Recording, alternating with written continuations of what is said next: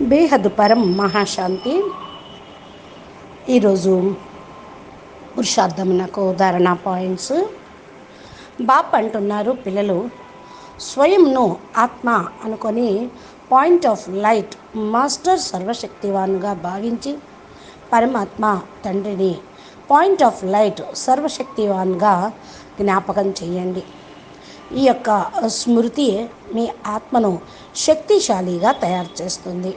శక్తిశాలి ఆత్మయే సర్వ పరిస్థితులను సహజంగా దాటుకొని వెళ్ళి తమ గమ్యం పైన చేరుకోగలుగుతూ ఉంటుంది. బస్ పిల్లలు, స్వయం ఈ పురుషార్థంలో మీరు బిజీగా ఉండండి. ఎంతగా మీరు స్వయంగా ఉన్నతమైన స్వమానాన్ని అనుభవం చేసుకుంటూ ఉంటారో, అనగా స్వయమును విశేష ఆత్మగా భావించి కర్మ వ్యవహారంలోకి వస్తూ ఉంటారో, అంతగా మీ శిథిలావస్థలో ఉన్నటువంటి ఈ ప్రపంచం నుండి మీరు న్యారాగా అవుతారు. సహజంగానే దాటుకొని వెళ్ళగలుగుతారు. న్యారీ ఆత్మయే బాపకు ప్రేమ అనిపిస్తూ ఉంటుంది. ఈ కార్యంలో సహయోగిగా మీరు కండి. అందుకనే పిల్లలు స్వయం మన్ బుద్ధి పైన అటెన్షన్ పెట్టుకోండి.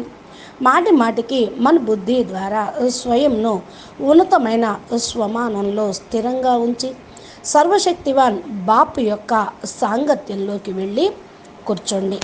పిల్లలు, ఇది ఏదైతే సమయం వెళ్తూ ఉందో ప్రస్తుతం, ఇది అంతిమ సమయం, లాస్ట్ గడియలు అని అనుకోండి. ఆత్మలందరి యొక్క లెక్కాచారాలు క్లియర్ అయ్యేదే ఉంది.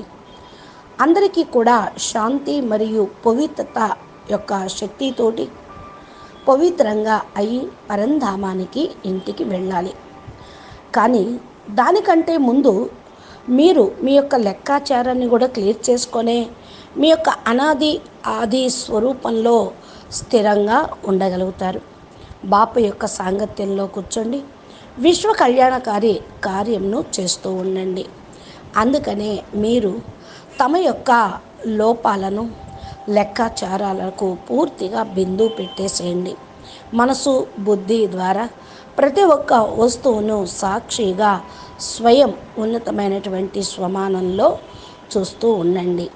ఈ అభ్యాసం మిమ్మల్ని పరమాత్మ బాపుకు సహయోగిగా చేస్తూ ఉంటుంది మరియు బాపు యొక్క స్మృతిలో మిమ్మల్ని శక్తిశాలిగా తయారు చేసేటువంటిదిగా ఉంటుంది. ఆత్మయే స్వయం మరియు విశ్వ కళ్యాణకారిగా మిమ్మల్ని తయారు చేయటానికి జ్ఞానం పాయింట్ చాలా ఉపయోగపడుతూ ఉంటుంది. కాబట్టి మీరు సదా ఈ యొక్క స్మృతిలో ఉండండి. కాబట్టి బేహద్కే బేహద్ పరం పరం పరం మహాశాంతి హై, మహాశాంతి హై, మహాశాంతి హై. నమస్తే. బేహద్ పరం మహాశాంతి.